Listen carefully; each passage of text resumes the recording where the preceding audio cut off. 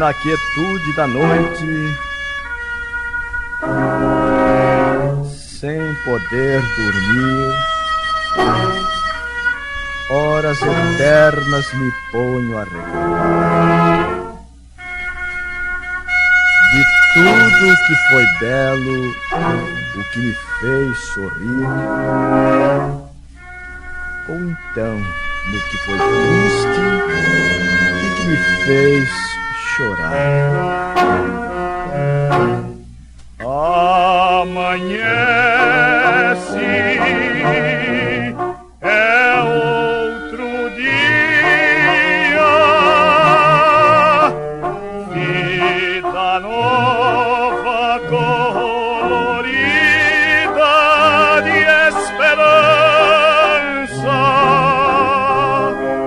O meu ontem hoje é passado, é saudade, devaneio.